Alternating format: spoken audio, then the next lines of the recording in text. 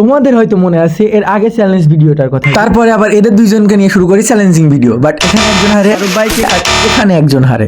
আর সে মারুফ ও MT ভাইকে আমরা দিয়েছিলাম একটা চ্যালেঞ্জ, যেখানে ম্যাপ থেকে নেমে যে 2টা গান পাবে সেটা দিয়েই বুয়া করতে হবে, তাইলে তাকে আমি দেবো একটা উইকলি লাইট আর কি, দুজনকেই দিতাম।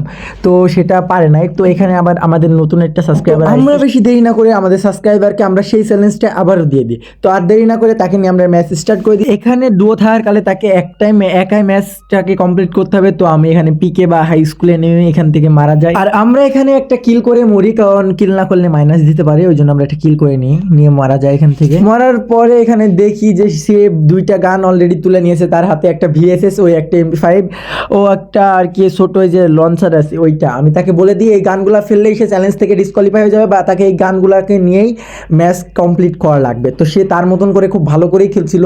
ভাই আমার এই চ্যালেঞ্জটা কমপ্লিট করতে হলে এখানে তোমাদেরকে সার্ভাইভ করতে হবে। সার্ভাইভ এখানকার প্রধান স্কিল হলো সার্ভাইভ।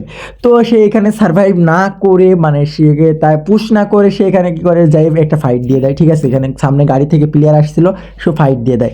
তো আর ভাগ্যবশত দেখো সে ফাইটটা জিতেও না। আমি তাকে মাইক অন করে বারবার বলছিলাম যে তুমি যদি এই ম্যাচটা জিততে চাও বা চ্যালেঞ্জ ভিডিওটা কমপ্লিট করতে চাও, তাহলে তোমাকে সার্ভাইভ করতে হবে। বাট সে তো ভাই ঘেরো প্লেয়ার, সে রাশ করবেই। তো এখান থেকে রাশ করার পরে, কিলটা করার পরে সে অনেকক্ষণ রাশ মাস না করে অনেক দূরই গিয়েছিল।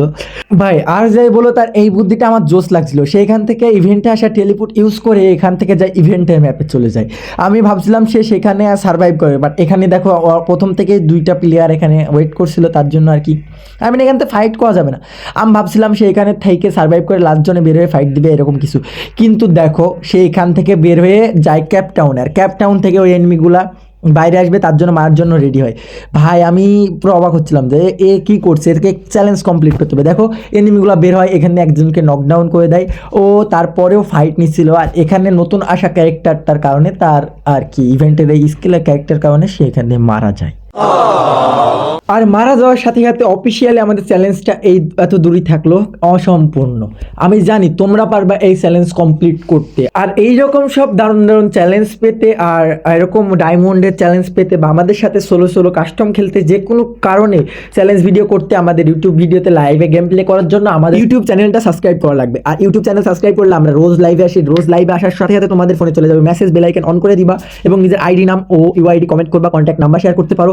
যদি আমরা চ্যালেঞ্জ ভিডিওতে চ্যালেঞ্জ ভিডিও করতে চাও, তোমাদের আমরা ইনভাইট করে নেব, নিয়ে আমাদের সাথে চ্যালেঞ্জ ভিডিও বানাবো, এবং জিততে পারলে আকর্ষণীয় গিফট তো পাবাই। তো গাইজ আজকের ভিডিও এতটুকু, সবাই ভালো থাকো, সুস্থ থাকো, আল্লাহ হাফেজ। আমরা এখান থেকে বিদায় নিচ্ছি।